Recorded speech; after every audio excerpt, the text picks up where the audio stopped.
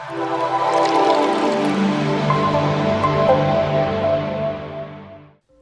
आज हम बात करेंगे एक ऐसी बड़ी समस्या की जो हमारे सामने हमारा मुंह बांधे हुए खड़ी है, पर इंडियन मीडिया द्वारा पहनाए गए धुंधले चश्मे की वजह से हम उसे देख भी नहीं पा रहे। जी हाँ, और ये समस्या किसी एक दो इंसान की नहीं बल्कि भारत के हर एक नागरिक के वर्तमान और भविष्य के साथ खिलवाड़ करती दिख रही है। और ये समस्या है हमारी इकोनॉमी में भारी गिरावट। अगर इतिहासकारों की माने तो आजाद भारत ने आज से पहले अपनी इकोनॉमी में इतनी भारी गिरावट आज तक नहीं देखी।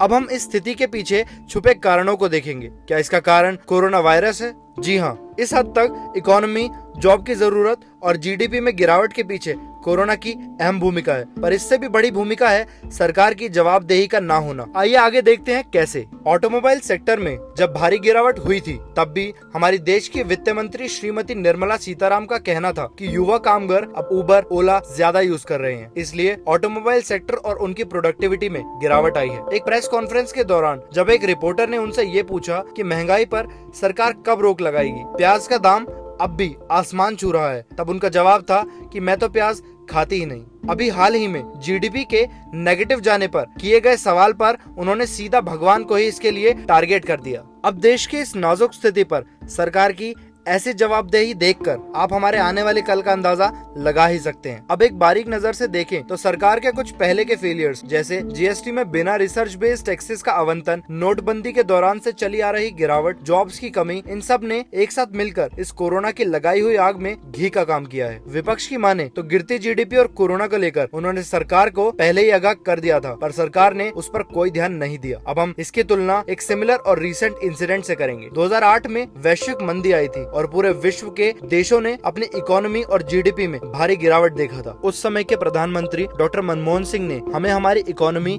और हर सेक्टर के प्रोडक्टिविटी पर पड़ने वाले एक बड़े असर से बचाया था। अभी के कॉन्टेक्स्ट में चिंता का विषय इकोनॉमी कम और मीडिया ज्यादा बन गई है। जहां देश को चला रही केंद्र में बैठी सरकार से सवाल करना चाहिए, वही मीडिया बस सुशांत, रिया और कंगना तक सीमित होकर रह गई है। साथ ही साथ इनकी टीआरपी की रेस में हम और हमारे अंदर का जिम्मेदार नागरिक मात्र एक बलि का बकरा बनकर रह गया है, क्योंकि अंत में जहां धागे जुड़ते हैं वहां तो फिलहाल गवर्नमेंट, जुडिशरी और मीडिया हाथ मिलाती दिख रही है। खैर, फैसला आपकी वोट और बदलाव आपकी आवाज में है।